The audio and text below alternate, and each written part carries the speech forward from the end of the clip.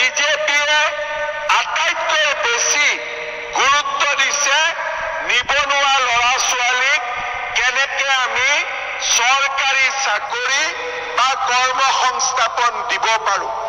আজি আপোনালোকে দেখা পালে যে মই 3 বছৰ মাত্ৰ 3 বছৰ মই মুখ্যমন্ত্ৰী হলো, দেশখনত শান্তি আহিলে আৰু এই 3 বছৰৰ ভিতৰত আমি 1 লাখ ল'ৰা ছোৱালীক চৰকাৰী চাকৰি দিব পাৰিলো।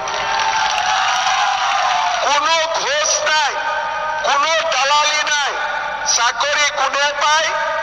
কৃষকৰ ল'ৰা, খেতিয়কৰ ল'ৰা আৰু ঠেলা চালকৰ ল'ৰা, ৰিক্সা চালকৰ ল'ৰা।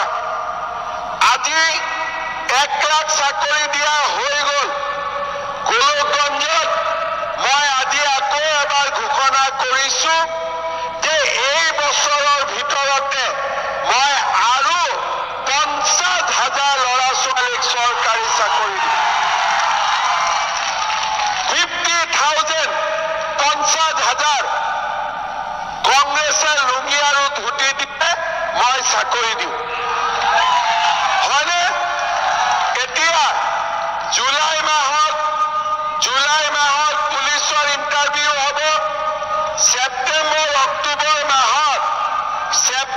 অক্টোবৰ মাহত গ্ৰেড 3 গ্ৰেড 4ৰ ইণ্টাৰভিউ হ'ব আৰু এই বছৰৰ ভিতৰতে মই আৰু 50,000 ল'ৰা ছোৱালীক চৰকাৰী চাকৰি দিব গৈ আছো।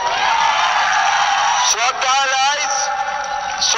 ৰাইজ, কংগ্ৰেছ দলে